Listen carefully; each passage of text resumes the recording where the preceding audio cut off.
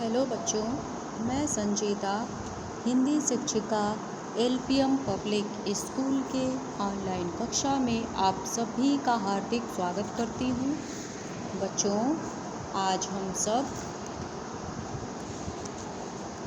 कक्षा 3 के हमारी पाठ्य पुस्तक है परिवेश के पाठ 6 प्रकरण है परीलोक की सैर नामक यह जो कहानी है इसको हम लोग पढ़ेंगे। ठीक है बच्चों, सबसे पहले आप सबको ये बताती हूँ कि इस कहानी में लेखक ने क्या बताया है। ठीक है बच्चों, तो चलिए शुरू करते हैं। देखिए बच्चों, आप सबको परी कथाएं सुननी बहुत अच्छी लगती हैं। ठीक है, आप सभी हमेशा उन्हें सुनने के लिए उत्सुक रहते हैं। तो इस कहानी में परीलोक की सैर के बारे में ही बताया गया है कि एक बार रौनक नाम का एक लड़का था। उसका 8वां जन्मदिन था।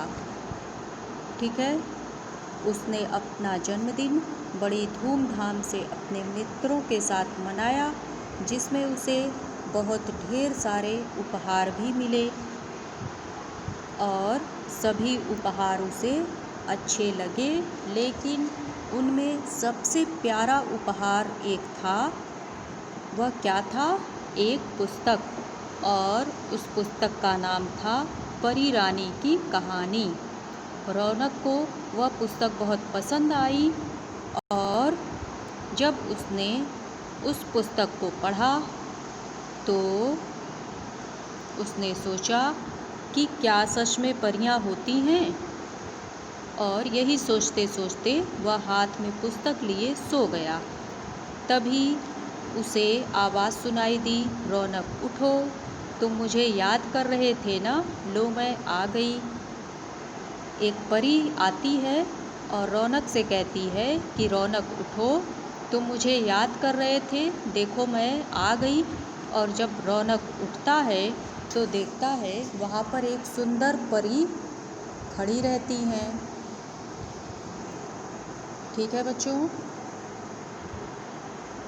और रौनक परी से पूछता है कि परी रानी, क्या आप मुझसे दोस्ती कर सकती हैं? तो परी ने कहा, क्यों नहीं, पहले तुम्हें मुझसे एक वादा करना होगा कि तुम अच्छे बच्चे बनकर रहोगे, कभी कोई बुरा काम नहीं करोगे और कभी झूठ नहीं बोलोगे।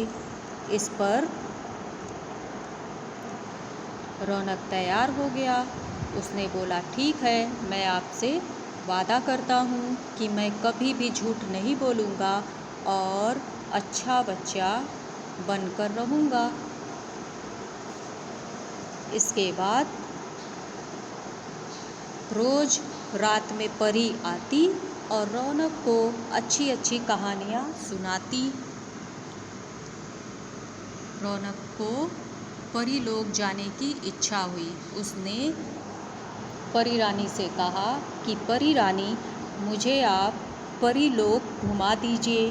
तो परी ने कहा, ठीक है रौनक, कल मैं तुम्हें परीलोक की सैर कराऊंगी। रौनक बहुत खुश था। तभी उसकी मम्मी आती हैं और पूछती हैं कि रौनक, तुमने अपनी कविता याद की?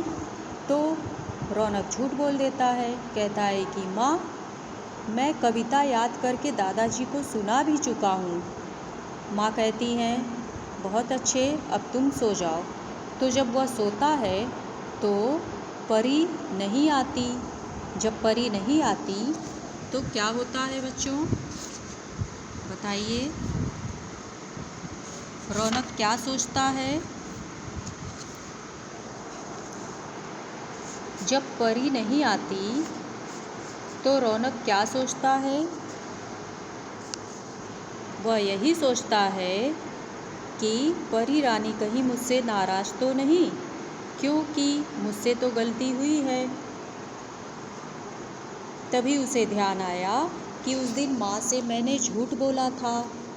यह सोचते ही वह बिस्तर से उठा और माँ के कमरे में गया और वहाँ पर जाके माँ से बोला, माँ मुझसे एक गलती हो गई है। माँ ने पूछा, क्या बात है बेटा, बताओ। रौनक बोला, माँ उस दिन मैंने कविता याद नहीं की थी और आपसे झूठ कह दिया कि मैंने कविता याद कर ली और दादाजी को सुना भी दी, तो मुझे क्षमा कर दीजिए, आगे से मैं कभी झूठ नहीं बोलूँगा। तो रौनक की बात सुनकर माँ खुश हो जाती हैं और बोलती हैं, बेटा तुमने अपनी गलती मान ली, इसलिए मैं तुम्हें माफ़ करती हूँ। फिर उस रात को जब रौनक सो गया तब क्या हुआ, बताइए बच्चों। तभी परी रानी आई और उसे जगाया कि रौनक उठो, मैं तुमसे बहुत प्रसन्न हूँ, तुमने अपनी गलती मानकर माँ से क्षमा मांग ली है। इसके बाद रौनक खुश हो जाता है और वह परी रानी से क्या कहता है, परी लोक जाने की बात करता है। फिर परी मुस्कुराकर बोलती है कि रौनक हम सब गलतियाँ करते हैं, तुमने भी अपनी गलती मानकर क्षमा मांग ली है, लेकिन अब इस गलती को कभी भी मत दोहराना। फिर प्यार से परी रानी रौनक को परीलोक की सैर कराने ले जाती है।